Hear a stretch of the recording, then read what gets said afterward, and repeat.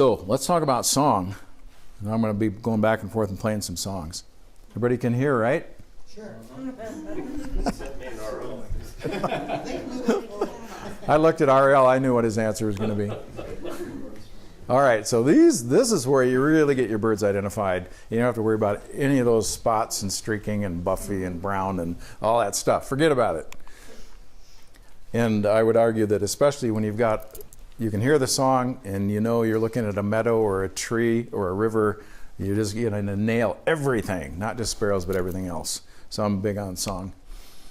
I wanted to just put in a plug for Nathan Pipolo's incredible reference to bird song. And I didn't have time to get in some of the clips, Tom, that you suggested, so sorry about that.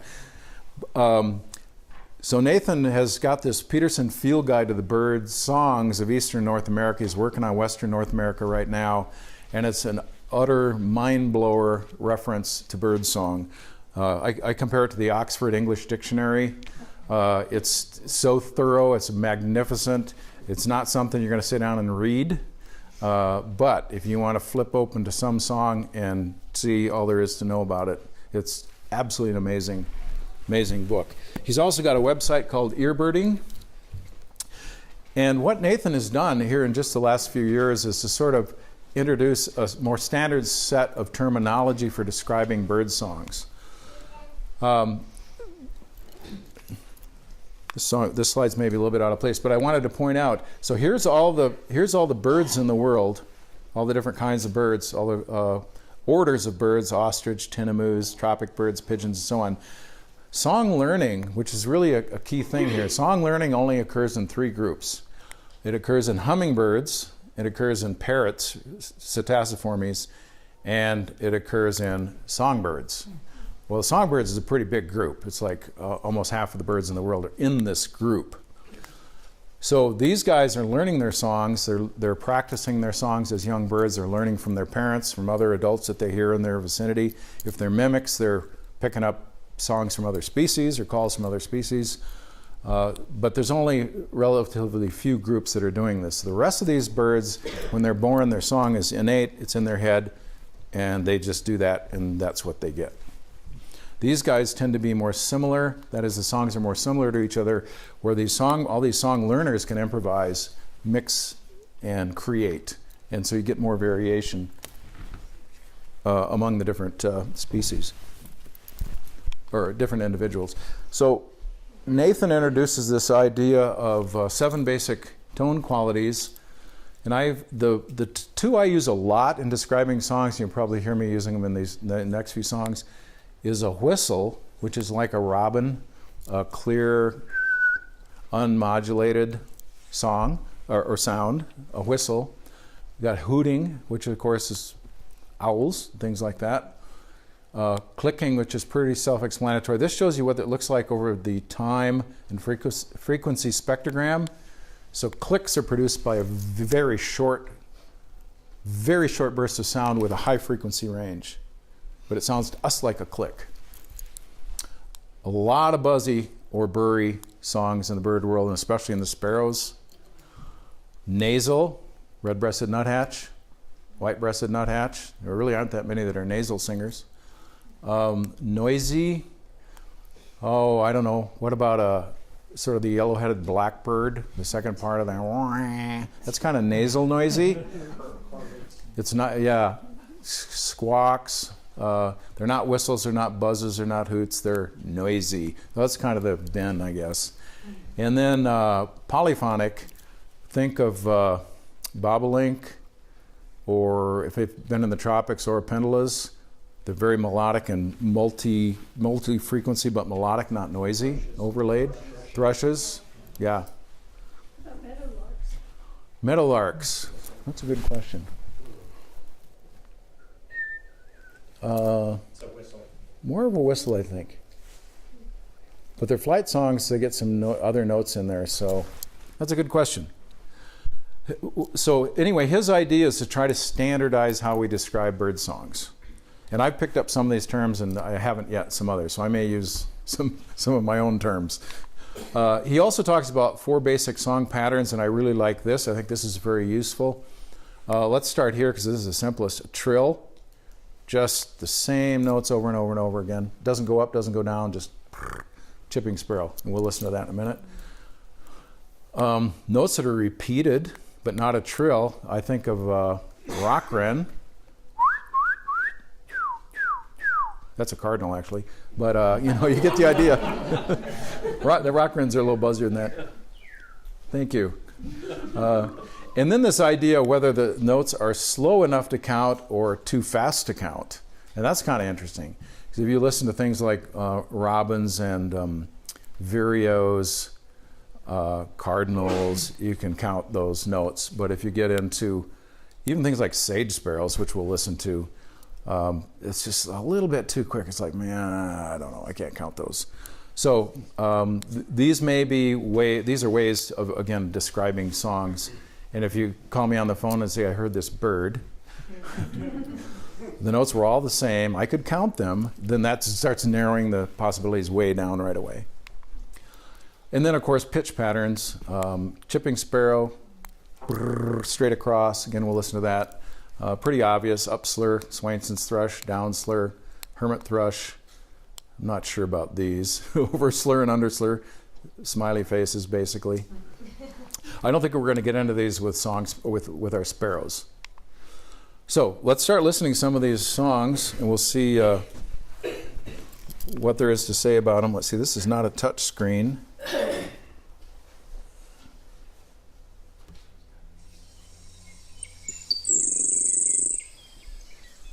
Can you hear that? That's a hearing test bird right there. Never mind the meadowlark.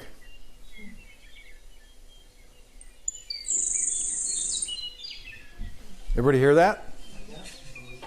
It's not as high as some, but it's pretty high. So you've got this very rapid trill. I would say you can't count those notes. It doesn't go up, it doesn't go down, it just goes straight across, and it's very high. Buzzy? I would not call that buzzy. I'd call it a rapid trill, but obviously that's a continuum. Once it gets fast enough, it's a buzz. So we could debate that. Apparently he's going to sing all day. All right, here's your classic trill on one level. Keep trying to touch screen this thing.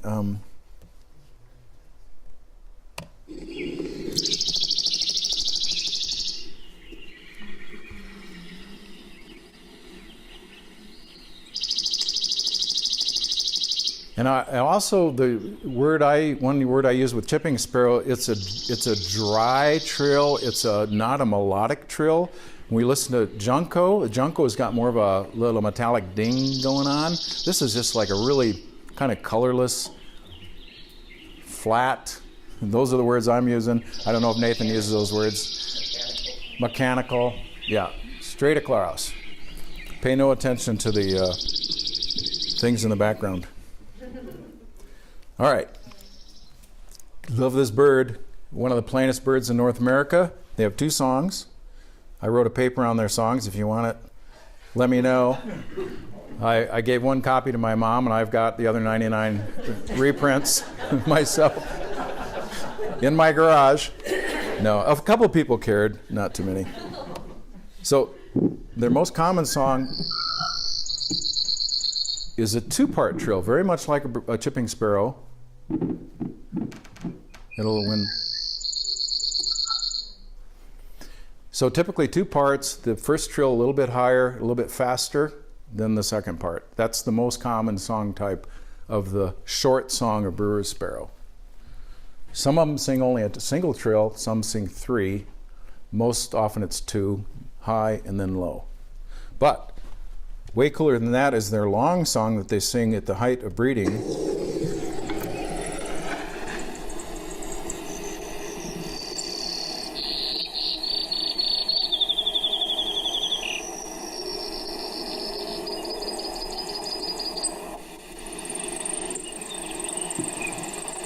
Hear sage sparrows in the background.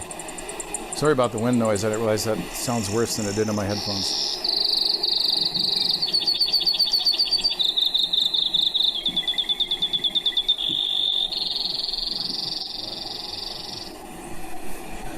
Isn't that cool or what? Love those guys. And so they go on and on, one trill after another on different pitches. Some you could probably count the notes, or almost, and most of them are too fast to count. Up and down the scale. Fabulous, fabulous song. And I put this picture to remind me that I was recording a lot of brewer sparrows for my paper, and one brewer sparrow I recorded turned out to be a chipping sparrow. I'm recording, and then I looked at it, it's like, oh, whoops. And it was out on the edge of the craters of the moon. So you got brewer sparrows here in the desert shrubs and chipping sparrows here in the limber pines. So beware, danger at craters of the moon.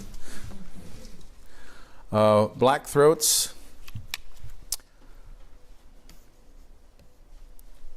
Now, to me, they have a bit of a musical tinkly quality that I don't know how Nathan would describe it.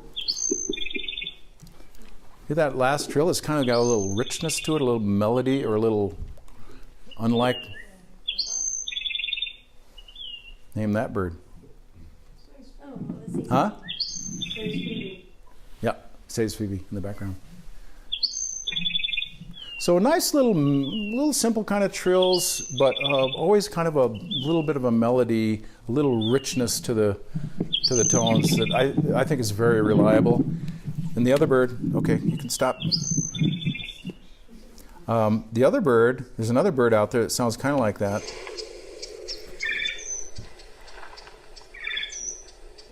And I sometimes can't tell which one do you know what this bird is?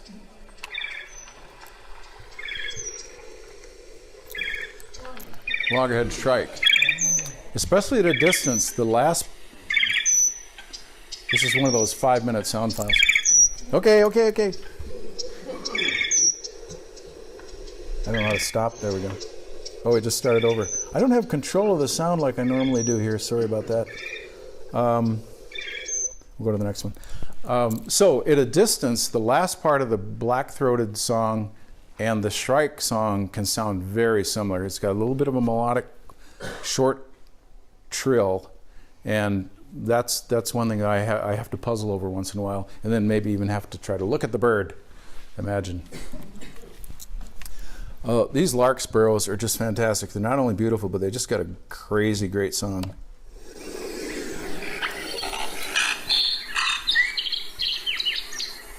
So there's squawks, buzzes, tweets.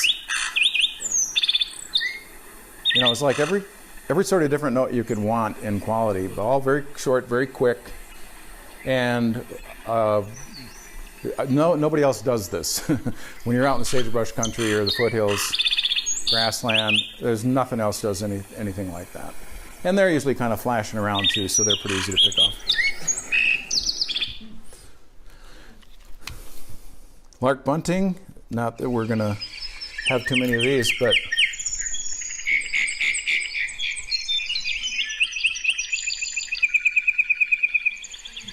somewhat reminiscent of brewer sparrow. One trill after another, meadowlarks,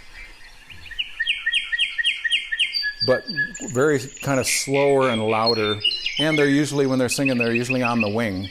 So if you got a male lark sparrow singing, you're going to know it. They're not going to be skulking around. Or lark bunting. Fox sparrow. Now, I think the fox sparrow has a very distinctive opening notes, and I think unlike song sparrow, which are generally similar because they're streaky dark birds in the riparian area, but these guys' opening notes are very distinctive. Listen to this. The big looping whistles at the beginning.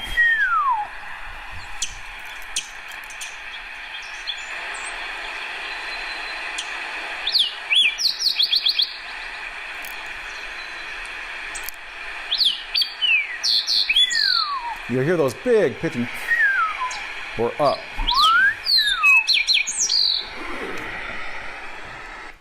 And I should have put song sparrow next so you could compare the two, but the song sparrows start out with 3 to 5 notes, ding, ding, ding, ding, and then do their little complex set. And fox sparrows start out with big whistles, and you can tell them apart immediately just by that.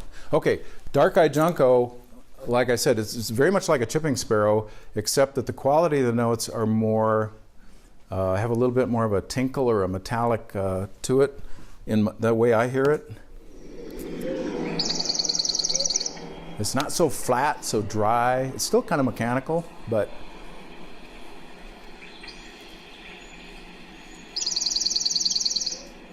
these can be tough because, of course, you can have juncos and chipping sparrows in the same habitat, like up around Bogus early in the breeding season. You can have them both singing right there, and a lot of times I got to look at the bird. There's just enough variation, enough overlap that they can be kind of tricky. I was hearing one a couple of days ago, and it was all over the place. It wasn't just a single song. It was very variable. Doing a lot of other things. Yeah, like a song sparrow can do. Yeah, song sparrow. And that really surprised me. I didn't expect that. Yeah, I should say, Alan brings up a really good point. Essentially, every bird does more than what I'm playing here. They've got all kinds of other things they do. These are the most common, typical breeding season songs. And I think there's still quite a bit to discover if you were to go out there with one of your mics and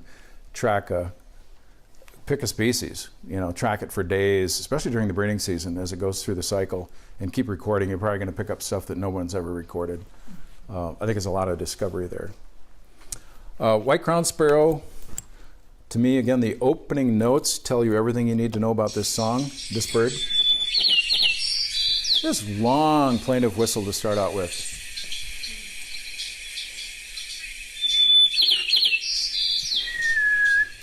Kind of like the fox sparrow, but it doesn't like go up and down. It's just this long. And white-crowned sparrows, and then the little buzzy stuff afterwards. Again, I argue that you don't need to know that stuff. That's not important. It's that opening note, like the fox sparrow, like the song sparrow. As soon as it starts, that's the key. And these guys have a lot of dialects. If you remember the range map, the subspecies up and down from Alaska down to Baja, they break, and a lot of those subpopulations have their own dialects. This bird's been very well studied. So that means all the birds in a given area sing a similar kind of song, and as soon as you go to the next bay up the coast, they're singing a different kind of song.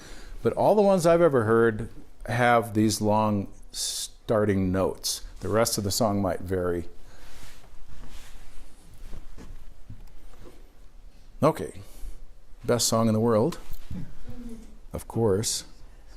Really, this is really an odd song. I don't know anything else sings anything like this.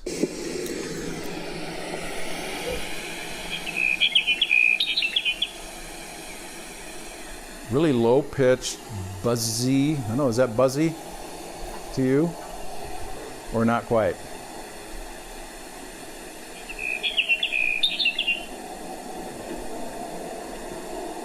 I've also published a paper on the song of these birds, so you can get 2 papers from me for almost nothing. So their average song is 2.2 seconds long. Bet you didn't know that. So just a series of little short, kind of semi-musical trills. Not real loud. It doesn't carry that well out in the sagebrush, especially on a windy day, but you'll maybe kind of hear those notes drifting in from somewhere and look around for that gray-brown bird sitting in the top of a sagebrush. Yet another sparrow where I think the introductory notes tell you what you're listening to, and you don't have to worry about the complex notes that come later.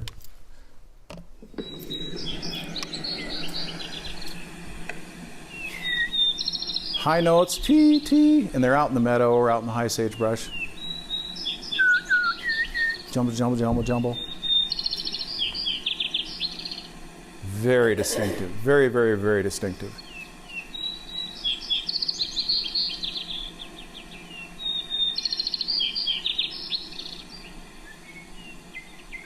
Meadowlark.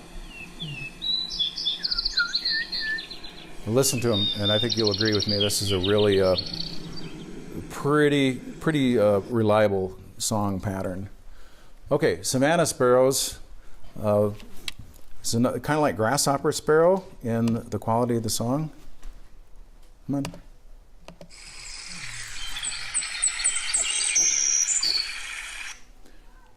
Oh, a short clip.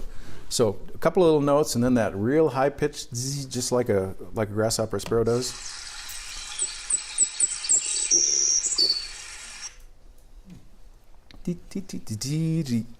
And they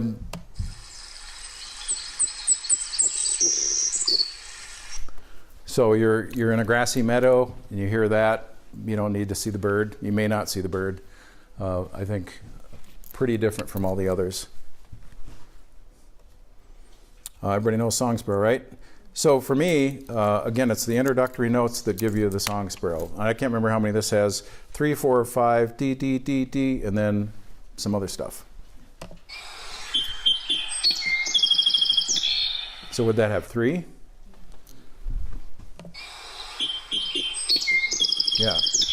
3 introductory notes and then some complex notes. One more. And of course, any of these birds might sing just, these guys are just getting started up at Hull's Gulch a couple weeks ago. They were just doing the introductory notes and then stopping. So you didn't hear the rest of the song, but you still heard that bing, bing, bing, and they'd stop. Like, okay, that's a song sparrow. He's just not totally cranked up yet. This bird I am not as familiar with at all as far as the song goes, so I don't get up into those higher elevation riparian enough, I guess. The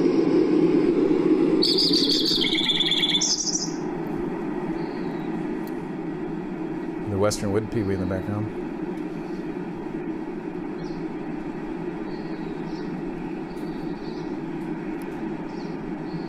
Come on.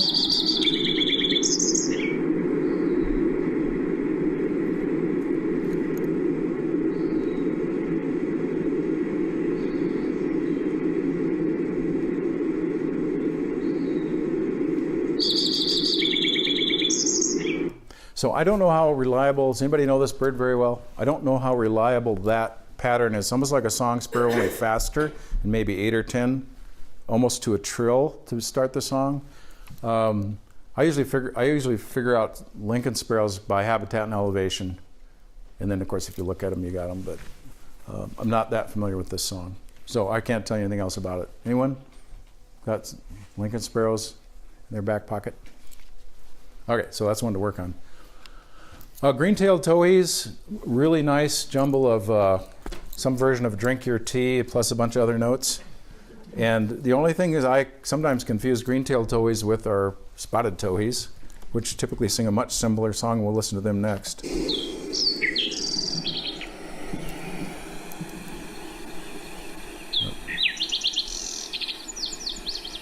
So I honestly don't know how to describe that song. There's no opening whistles, there's no repeated notes. It's just sort of a series of different notes of different qualities. Kind of like larkspur. Again, these guys are going to be up higher in, mountain shrub communities, whereas the larkspurs are going to be down lower in drier habitats. But I could see sort of getting them mixed up because they have just sort of a variety of squawks, squeaks, tweets, complex notes. If you look at the sonogram, every note's a little different. And they vary from individual to individual quite a bit. So there's a lot of variety coming out of these guys. And you often can't see them because they're skulking down in the ceanothus. So that can be a little bit of a challenge to get those guys. And then the spotted towhee usually has a very simple, rapid, loud trill.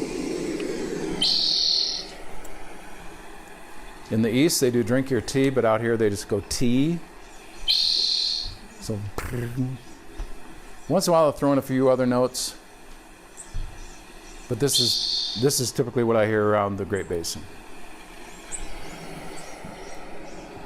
And again, they might be skulking, so you're not going to see them very well. They like to stay down on the heavy cover. Again, leaving the sparrows to touch bases with the buntings. These notes of the last July bunting are usually paired. They're very often 2, and then they'll go to the next type and do 2. It's pretty fast, so it's kind of hard to maybe pick that up. But you'll hear pairs, and it's, again, what I would describe as a musical, or it's got more of a ringing quality to it than some of these other sparrows that are kind of flatter or drier.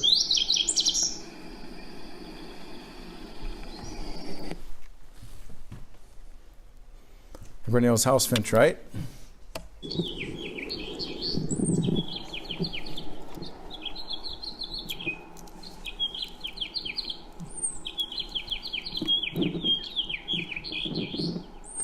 And the part of their song that I love, that I find distinctive, is that last, it's usually at the end where they go zhreet.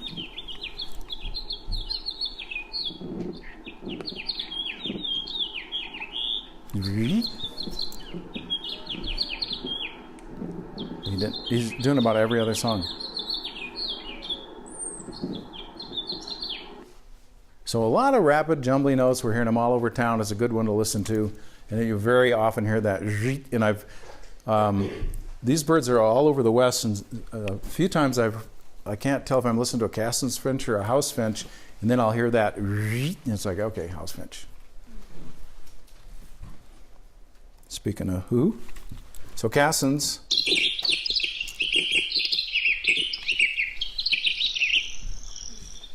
Again, very hard to describe. Just a very long series of complex tweets and chips and maybe a buzz or two.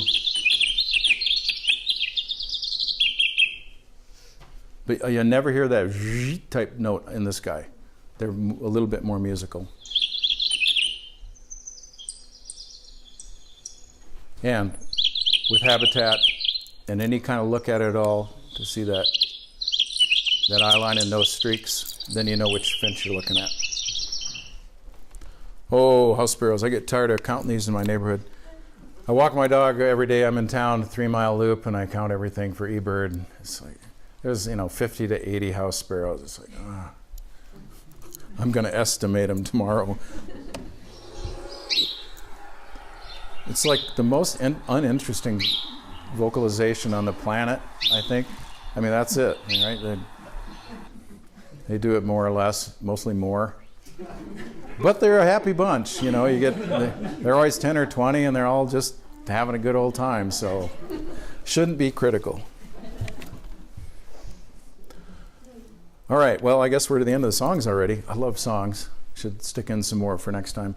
So I wanted to point out, I think I mentioned it earlier, make sure you know where I get all these song files, Zeno Canto. So there are 10,400 species of birds on Earth. They've got recordings for most of them in here. Anybody who records, there's some pretty famous people right here. Anybody who records can just upload them, and then they get scored on sort of a quality scale over here, A through E. There's a location of where it is, elevation, how long it is. And I just go down through here and click on them until I find the song that sounds like what I hear around here. So a lot of these species are pretty widespread, and if you listen to, say, I don't know, yellow-breasted chats or juncos or something like that from the eastern part of the United States or from Florida, they might sound kind of different. I mean, you can still tell it's the species, but this is not like what our birds sound like, maybe higher pitch, lower pitch, whatever. So you can go through here and look for, well, I got the very start, gray tinamou, that doesn't help much.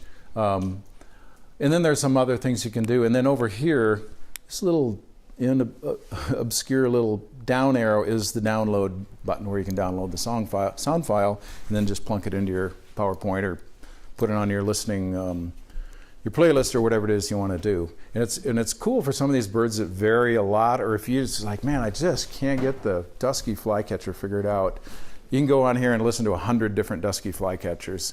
You may still not have it figured out, but you get a sense for the variation. Then you can flip over to Hammonds, listen to a bunch of Hammonds, go back to Duskies. It's a great place to just go sort of flashcard your bird songs. Okay.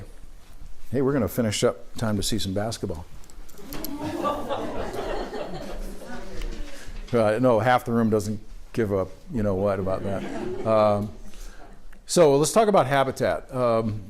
As I said, habitat is usually a really great key, especially in the breeding season. In the fall and the spring, all bets are off because you got birds moving around. You don't know what they're going to do. But if you're in the breeding season and you're in fairly tall grass, that's a good place to listen for grasshopper sparrows. And actually, the place I've run into these most is where I used to work over in Shoshone, was actually in crested wheatgrass seedings, which is sort of the evil grass of the cattle industry plot to replace sagebrush with grass. There's big fights over crested wheatgrass in the 70s. But the crested seedings, that's where the grasshopper sparrows were. They like fairly tall, fairly dense grass. And you go out, just get on some grass like this where it's not wet. You get wet, and then you're going to get into savanna sparrows. You might have both, but the grasshoppers tend to like drier, tall, dense grass. They're not very common in Idaho. In fact, if you want to know exactly where to find them, you should talk to RL or go on eBird and see where people have been seeing them. But this is the sort of habitat they like. American tree sparrows, we'll get to seasonality in a minute. They're just here in the winter. And the best places to find them, and when I lived in North Dakota, were any kind of a patch of shrubs or a fence row, a row of trees and shrubs down a fence across a field. The sparrows would be bombed in there. And then they go out and forage out in the shorter veg around it. And they're usually in groups as well. Chipping sparrow, as I already mentioned, craters of the moon, limber pine, kind of open, drier forest, juniper. And of course, they're all around urban habitats where you've got, especially conifers. They seem to like conifers quite a bit. Brewers, pretty much sagebrush birds, but you'll find them in saltbush. You've got to get out in the Great Basin, out in the open, and there'll be brewer sparrows pretty much everywhere. Black-throated sparrows. The place I run into black-throats is the foothills of the Owyhees. You can't get up too high. They don't seem to be down in the flats with the sage thrashers and the sage sparrows and the meadowlarks. But as you start getting up to where the chukar are, I get chukar and black-throats together in the Owyhee foothills. And of course, they're kind of on the edge of their range around here. If you want black-throats, everywhere you look, go down to Arizona to creosote bush, and there's just black-throats sitting around everywhere. So that's kind of a nice bird to have here. Like I said, we're kind of on the edge of the range. Lark sparrow, to me, is a puzzle. That's why I have this question mark right here. I see them in sagebrush habitat, and even getting up into, they don't get too high, but you get up into this kind of rocky foothill stuff. You start getting into some lark sparrows, but they're just here and there, and I can never figure out what it is what they're picking out to say, this is my habitat. Anybody have a feeling for lark sparrows? Seems to be fairly often a more degraded habitat across all those variations you just mentioned. More degraded, yeah, I'll go with that. Where you got bare dirt, bare rocks, eroded gullies. Eroded gullies, yeah, exactly. I agree with that as well. But they're just sort of here and there. I just never run into like bunches of lark sparrows like sitting on every bush like you do with some of the others. Yeah? I find them up in the Sweet Hole Valley, up on the hillsides. As they're going through, I know that they go further up, and in the breeding season they're found up by those up above Midvale. Before you get up in the timber along 95, those grasslands out there. In the grasslands, yeah. I think that there's a pretty big concentration of them out there, but I've never seen it. I've just seen the numbers on the reports. Yeah. When they come through the valley here in migration, I've never found them where it's perfectly flat. There's got to be some sort of texture to the hills, or even if it's just a ditch or something where it's been dug out real deep, where they've mounded it up. They seem to like that. Yes. Down where it's flat. They like that. Right. They like that texture. Getting back to your comment about an eroded gully or a little some disturbance like that, I totally agree. So it may be, if they're looking for whatever reason for those sorts of features, that's why they are just kind of here and there. They're not across the landscape. Sue, you, and then we'll come back to David. I've seen them closer in the Avamore subdivision area, where if you go a little bit more north along Highway 55, where there's sagebrush and vegetation, sometimes in the creeks like Spring Valley Creek, and there's another drainage above it. I've seen them in there in the spring, so you don't have to jump all the way down to the Owyhees or whatever. Right. But do you agree with what we're getting, this idea that they need some sort of an eroded spot or a little slope or a bare spot or a gully? It was like there was a dirt road, and one side was nicely vegetated, not hammered at all, and then the other side was like, it was old cow range, so it's pretty beat up. It was between the two is what it amounts to. Yeah. Actually, it was on the fence line of it. Yeah, I agree with what you're saying in general here about where they are. It's so like be impossible to map that. I think I don't know if anybody's tried. But I think it's an interesting bird. The habitat selection is pretty interesting. Yeah, David. I read somewhere, and this was borne out, and what I see in that valley there is that they hang out on the ground, but if they're alarmed, they'll fly to a tree, and there are a lot of hackberries that exist along the edges there where the cows are and stuff. There are hackberries in there, and they like to fly up to those trees. Fly up if they're disturbed or alarmed. That's a behavioral thing. Yeah. That they Yeah. do. So, Yeah, interesting species for sure. Lark bunting, the only place that my personal experience with lark bunting is, again, when I worked in Shoshone, is up by Cary. We'd see them on the west side of Craters of the Moon in the spring and in the fall, just a few here and there in this sort of a setting right here.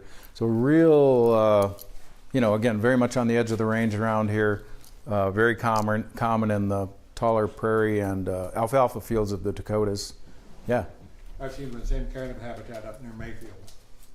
Up by Mayfield, yeah. They also used to be a small nesting colony up there to the east of Camas Refuge. If you go East of on Camas. the frontage road over there and go north out of there, Okay. just right around the time you hit the next county up, I forget which one it is, there's an old quarry, an old abandoned borrow pit quarry there, and some sagebrush and then alfalfa fields, and they seem to like that interface right in there. Interesting. I might have to go up there and have a look. I kind of miss these guys. They sure love the alfalfa in the Dakotas. They're very dense in there. Fox sparrow, high elevation riparian. This is the creek on the other side of Silver City going down to Jordan Valley. Tall willows. That's where I tend to see fox sparrows, so high elevation riparian. Not always right on water, but it seems like it's usually, like if they're in mountain mahogany, there'll be some springs or something around, so they seem to have a little bit of an affinity for water. Juncos, we know they're all through the high elevation conifer, and then bomb down into the valley for the winter, into places like this yard right here. White-crowned sparrows, another one, of course, they're down here in the wintertime and in the spring and fall, but they're really a high elevation bird, liking all the edges of open areas and the edges of meadows and sort of mixed sizes of trees around Redfish Lake, places like that is where you can find a lot of white-crowned sparrows breeding. This is all breeding stuff now. Except for these birds that only come here in the winter. So I noticed that the reliable golden crowned sparrow this year was over by Hagerman in around some of these springs, hanging out in this veg. Otherwise, they're breeding along the California coast up into Alaska, and we don't typically have them during the breeding season. But this guy's pretty far. These are pretty rare, pretty far between this part of the world. Same for Harris's sparrow. The one we had that RL found earlier this year was just in a fairly small patch of shrubs up by the Foothills Learning Center. Can't remember, were there ever any more Harris sparrows found this winter around here? I think there was I have one one Yeah. in the yard. You had one in your yard? Cool. Where's your yard? I'm here on the southeast side of town, kind of near Liberty Elementary. Oh, over by Liberty Elementary. Okay. All I know is that every time I go to Hyatt Lakes in the winter, there's a white-throated sparrow there somewhere. I don't know where else they are in the winter, but there's at least one bird that seems to love. It's actually just off the map. There's some habitat right over here at Hyatt Lakes. We saw one at Fort Boise this winter. Fort Boise, just one. Yeah, it's funny how these individuals come down by themselves. It seems, and sometimes too at Discovery, if you find flocks of white crowns coming in, go through them, because there's fairly often you can find a white throat. The other year when we had a white-headed woodpecker, everybody came down for the white-headed woodpecker, but they didn't look at the sparrows. There were white throats, golden crowns, and clay-colored in with them. mix in with the white crowns. Yeah. Always a good idea to look through sparrow flocks in the winter. You never know. Or flocks of horned larks out in the field to find those longspurs that are hiding out there with them. Sagebrush sparrow, of course, in the sagebrush, and actually the densest sage sparrows I've ever seen were in pure atroplex in Wyoming. Incredible densities. Sand and saltbush, and loaded with sage sparrows during the breeding season. One of the interesting things, I did do my master's on this bird, but one thing I've noticed over the years is they really like big expanses of flat sagebrush, and I think whereas you might get a brewer sparrow or a sage thrasher in a little patch of sagebrush, you won't get a sage sparrow doing that in my experience. They're what we call area sensitive. They need a certain amount of habitat or they won't use it, even if it otherwise is suitable. I also don't see them on slopes much. They seem to like big flat expanses, not slopes, not up high. You can get brewer sparrows clear up by Silver City in high elevation sagebrush. Never in a million years see a sage sparrow up there in the breeding season. Vesper sparrow, really reliable in higher elevation, slightly wetter sagebrush. This is, if you know where Mahogany Gap Road is, down by Rockville School, there's a road that goes over, goes up through the little bit higher elevation sagebrush. So you get a lot of grass, the sage is kind of small, and the Vesper sparrows just love that. They're just everywhere in this kind of habitat. I kind of like, I find them up at, near Long Tom Reservoir in that gully that leads down into the road that goes into down there. I had a whole mess of them in there this year, and I'm pretty sure they were probably. Long Tom Reservoir. Okay, I don't know that area. It sounds like a good spot. It's the other road to Prairie. You go up Cow Creek Road that comes out of Highway 20 when you get back up there. Okay.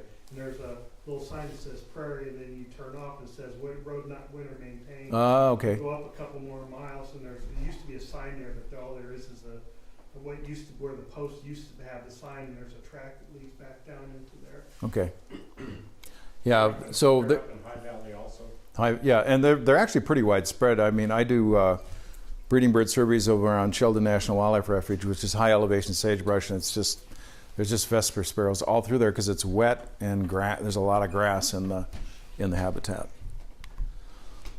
Like I said, savanna sparrows seem to really want a wet, some kind of a seep or a meadow or something, and even a small patch like this in a big area of sagebrush, you might have one savanna sparrow in there. They don't seem to be like sage sparrows where you got to have a big patch and lots of them. They'll pick up a small meadow and a pair will go in there. And wetter than grasshopper sparrows. Yeah, they really like it up there at Camas Prairie. Yeah, Camas, yeah, perfect. All that high elevation, wet meadow kind of habitat, perfect. We know song sparrows, they love the Boise River and Hulls Gulch, and I've got more in my neighborhood in the last few years than I used to have. They seem to be kind of coming up into the yards, but there's always at least a little canal somewhere. I don't think they get too far from water, again, during the breeding season. Lincoln's higher elevation riparian. Again, it's a species I'm not that familiar with, except when I go backpacking sort of up higher, sort of Wilson's warbler kind of habitat. Swamp sparrows, again, we're not even in their range really. These are sort of unusual birds that show up around here. But they're going into using marshes and riparian according to eBird sightings from Idaho, but a fairly common swamp marsh bird in the Midwest and the East where they're much more common. Near Hagerman? Like Hagerman would have that. Yeah, that seems likely, yeah. Green-tailed towhee, they love this mountain shrub. This is mountain mahogany, mountain shrub, ceanothus. Green-tailed towhees, I always think with McGillivray's warblers, skulking around down in the shrubs, singing a lot and hard to see sometimes.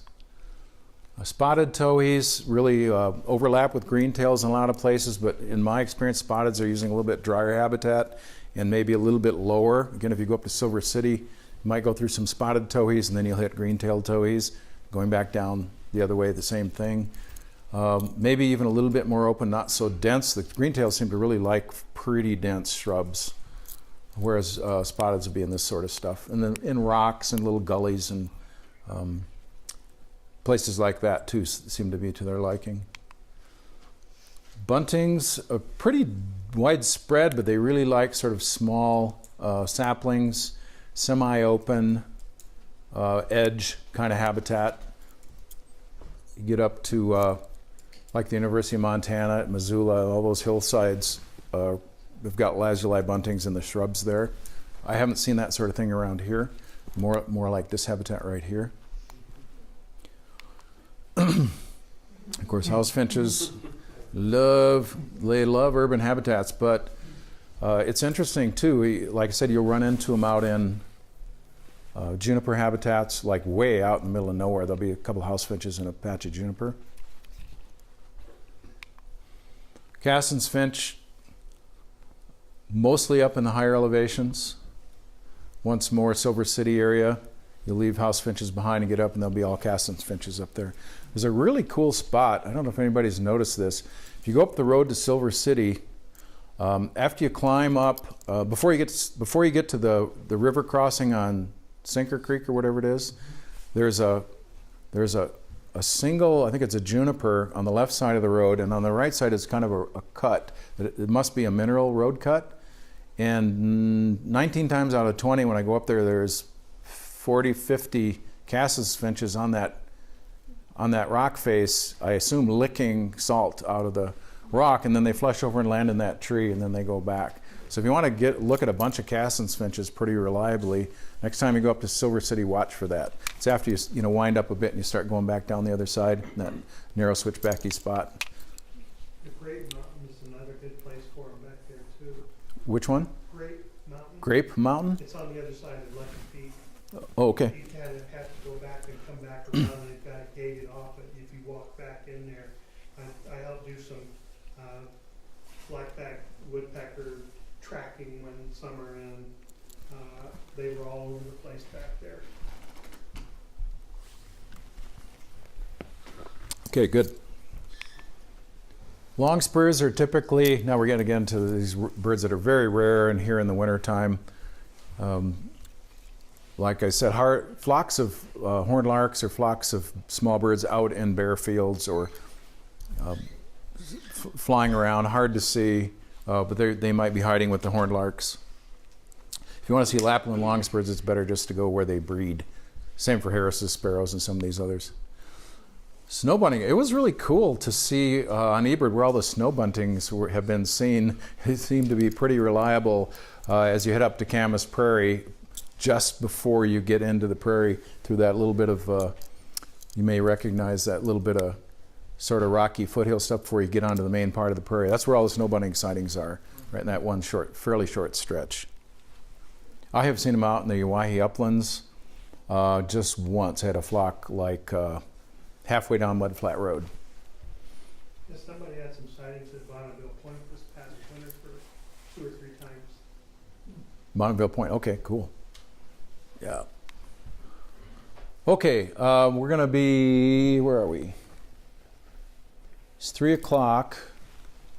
I'm sure I do not have a whole hour still to go. Probably not even close to that. Do you want to finish this up or do you want to take another short break? What would you like to do? Keep going? Okay, because this is going to go quite a bit quicker. So, like I said, season of occurrence and abundance is another one of those things we use a lot, and we don't really often even think about it. So it's another thing that the checklist has that you can't really get off of eBird or Avabase or other things, because this is these things are done by groups of experts like RL who get together and say, okay, how are we going to categorize these species? So it's really handy to say, to think about whether they're abundant, common, but sometimes difficult to find. And everybody's checklist has slightly different categories. I think I might have more to say about that. Let's see. Uncommon or local, rare or very local. And then, like I said, I already said I wasn't going to deal with casual and accidental. These are things that just almost never show up. And then whether they're statewide or just the southeast or just the southwest, we don't care about the central or the panhandle for today's purposes. Abundance. Okay. And I think this is one thing that always should be added to these checklists is in suitable habitat. You can have a bird that's abundant in suitable habitat and never, ever, ever seen anywhere else. And if you don't ever go to the suitable habitat, it's like, these birds aren't abundant. I haven't seen one in a year. Well, you're in the wrong habitat. So I think this is always maybe an unspoken part of this abundance category. So I was looking around checklists to see how other people do it. So here's the Edwards Plateau up by Austin. You may know where the golden cheek warblers are. People go down there for that bird. And I kind of like these descriptions. Abundant, normally present, easy to find in proper habitat. Again, proper habitat. Often in large numbers. Well, that's what abundant means. If they're not in large numbers, don't use the word. Thank you. Common, normally present, and should be found in proper habitat. Uncommon, normally present, but can be missed in proper habitat, in small numbers, and so on. So I kind of like the way they keep talking about, if you got the habitat, the right habitat, otherwise all bets are off. So let's go through these again according to the Idaho State Checklist of Birds. According to those categories, again, resident, abundant, easily found, we would probably agree with all of these, right? I mean, I get these every day on my walk through the neighborhood, realizing that juncos leave us during the breeding season, leave the valley. Moving down then, not abundant but common, sometimes difficult to find. So we've got another migrant here, and also Cassin's finch. So I think that's kind of interesting, because certainly Cassin's finches are common once you get up into the higher elevation forests. But I have to say, sometimes when I'm camping in their habitat, I don't hear them for maybe hours, or I might not hear them at all. It's like, they can't be that common. So there may be some variation there that I don't quite see. Yeah, sometimes difficult to find. So I'm not sure about that one. Again, if they're common in the right habitat, they shouldn't be difficult to find. Otherwise, don't call them common. See what I mean? But is there sometimes occasionally, like with the white crowns, in places where they normally in past years they've wintered over, and I would find them in good numbers in suitable habitat. Mm-hmm. This past year and even 2 years, I'm not finding any in the same place. So this description then is good in the sense that from year to year they may not be easy to find. Yeah, there may be some variance. Maybe they're having, because I know most birds are following a cycle where they're very abundant, and then other years they seem to crash or whatever. Yeah. Well, that makes sense. I mean, I understand that description. Yeah. Yeah.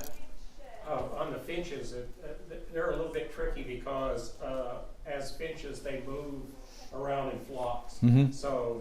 So for a period of time, they can be kind of not be around because they're over on the other side of the hill or something. Really good point. They can move around in the habitat if the habitat right. is. Yeah, really good point for these high elevation Cassin's finches, red crossbills, white-winged crossbills in the east, siskins.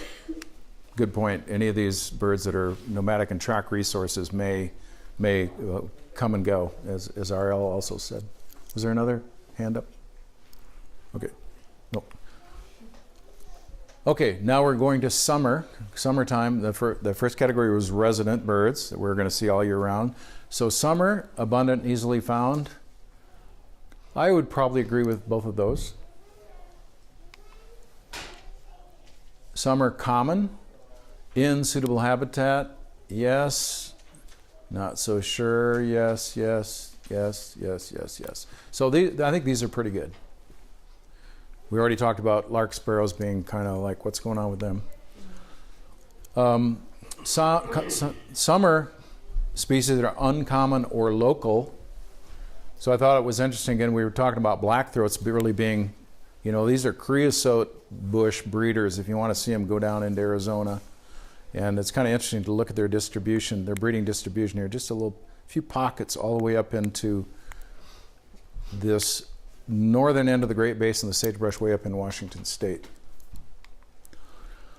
Summer, sagebrush sparrow, uncommon or local. I'm not sure I agree with that one so much. I think anytime I go out in the sagebrush, I'm going to have sagebrush sparrows, which would make them common to my thinking, but maybe not worth quibbling about that too much. Well, I don't know, if you saw on eBay the other day, there was, or last week, I think it was, some lady put it on there, she had a 22, almost 23 mile circuit of somewhere, and she had 61, and I about fell off, and I was sitting on the floor, and I about fell down.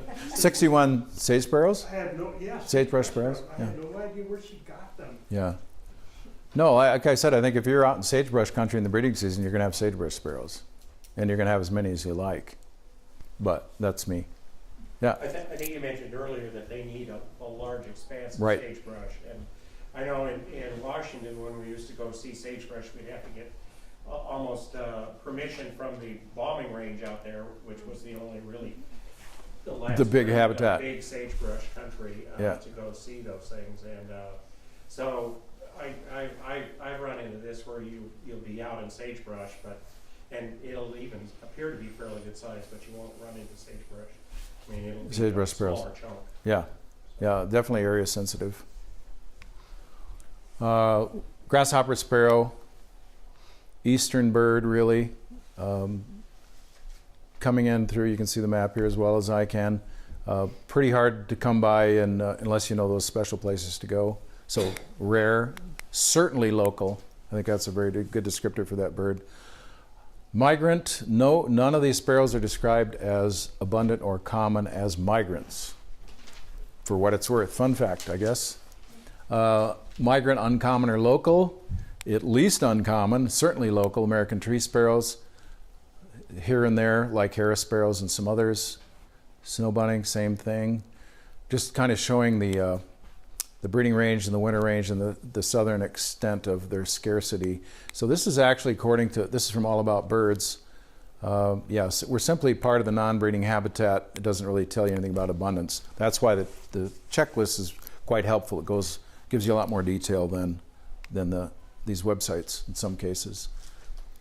Lark buntings, you can see where they're just barely getting over here. Craters of the moon where we've been talking about right there.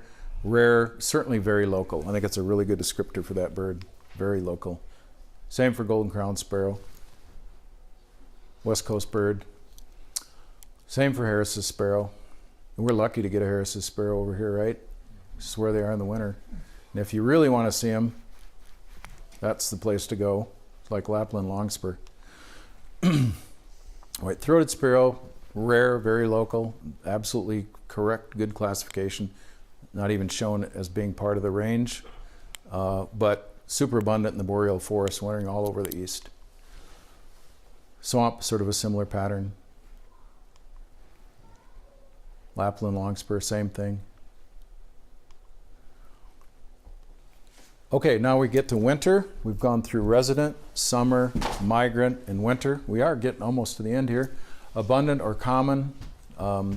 So none of our wintering sparrows are classified as abundant or common because the junco is classified as a resident. Uncommon local spotted towhee, that's probably fair. It seems like they're around, but they're certainly not everywhere. But you're never surprised to hear or see one, or I'm not. American tree sparrow, like we've already talked Harrison, some of those. Snow bunting, spotted towhee, winter.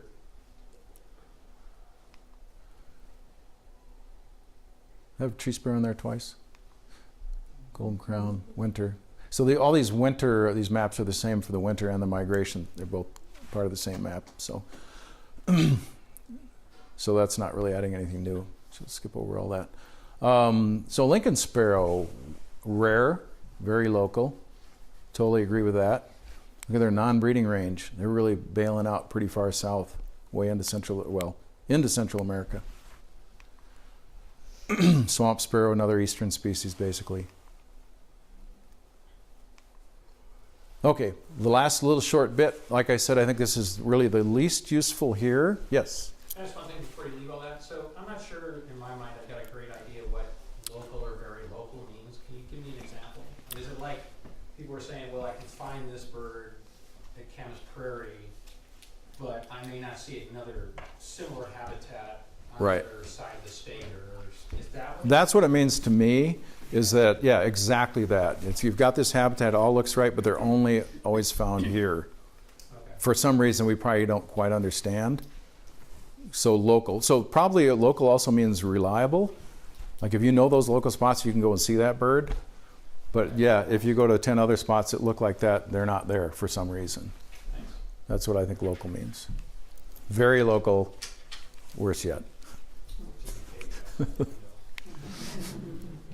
All right, so we already talked about the whole framework for this thing, the Passerellidae, and then these other families with these species we've been talking about. And the reason the taxonomy isn't so particularly helpful is because you know, almost every one of these species is in its own genus. So all those other characters of their plumage and their song and so on, to me, are more useful. So if we look at Spizella here, we've got chipping and brewers. Already talked about they look pretty different, but the songs can overlap.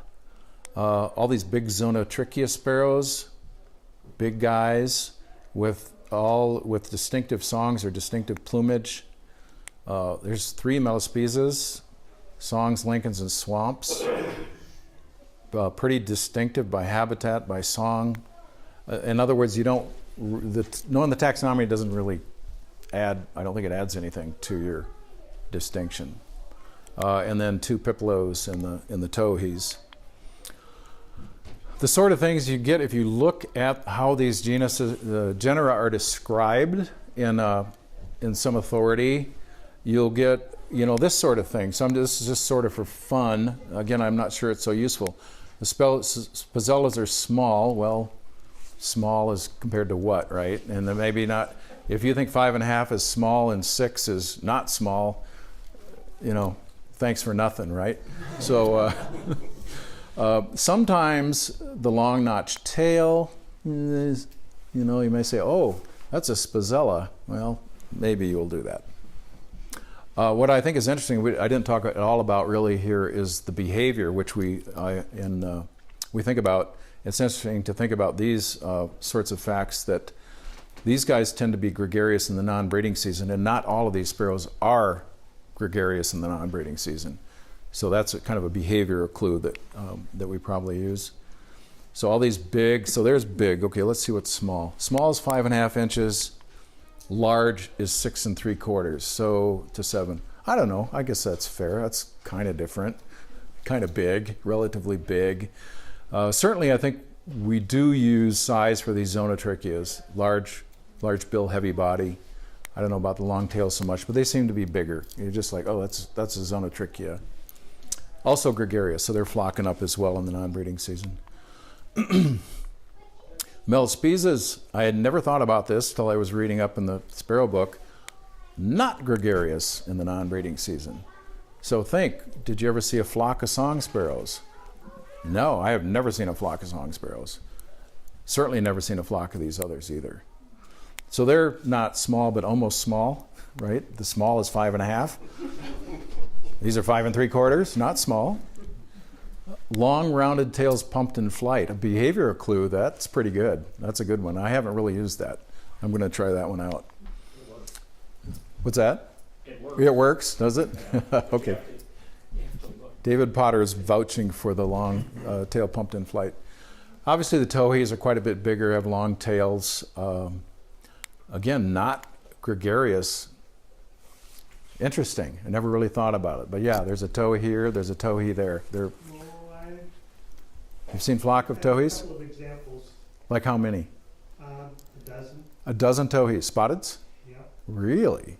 Came through one. They were Interesting. in the spring and they were migrating, and I couldn't believe it. I mean, I felt like the little area where I was at down there by Shakespeare was just coated with them in one little place. Interesting. So we have an outlier, a challenge to the not gregarious for Pipelos. All right, so keep your eyes open. Do not close your minds to possibilities. Okay, a couple news items and we're out of here. I just want to point out, a lot of people still don't know we have the Year of the Bird going on. It's a big powwow. I think it was actually organized by National Geographic. Cornell, Audubon, BirdLife, ABC, all the usual partners are part of it. There's all kinds of activities, and there's sort of a thing you can do every day for birds. So if you don't know about it, Google Year of the Bird, you're going to find all kinds of links. Every bird conservation partnership has got something about Year of the Bird, which may or may not be of interest or use to you, just pointing it out. One interesting thing, we've had International Migratory Bird Day in the United States since 1993. It was part of the whole Partners in Flight thing. We cooked up all these different aspects, and one was to do International Migratory Bird Day in the spring. It used to be on the 2nd May, but now the Partnership for Bird Conservation has become so big, it's global, and the 2nd week of May doesn't necessarily mean anything in the Amazon basin, right, or in Togo or wherever you are. They still want to do bird conservation. So they've trying to broaden out the whole concept, and they finally agreed. This is like international statesmanship going on here. Not led by the White House, by the way. Oh, never mind. So now it's World Migratory Bird Day, and it's a whole suite of dates and activities that go on every year. So that's just another thing that's going on. Partners in Flight, the partnership I used to coordinate. There's all kinds of good stuff in the resources here. Oh, look at that. I've heard this is really trending, this site right here. I'm not sure I know what trending means, but it's a word I heard on the internet. Yeah. Very local, yes. Oh, that's funny. That's funny. Well, subscribers. I've got, this is way out of date. This is like yesterday, so no. It's a couple weeks old. I got more, I think I got 67 or something like that. So anyway, we're putting these talks, and again, with Tom's great assistance, we'll have this one over here. And I'm going to start putting up some bird videos that are, I think I already mentioned 3 or 4 minutes. They're just kind of for fun, so more people will come here. I don't know why I want them to do that, but I was told I should want that. So, and so that's all I have on sparrows for today. Wow. Thank you.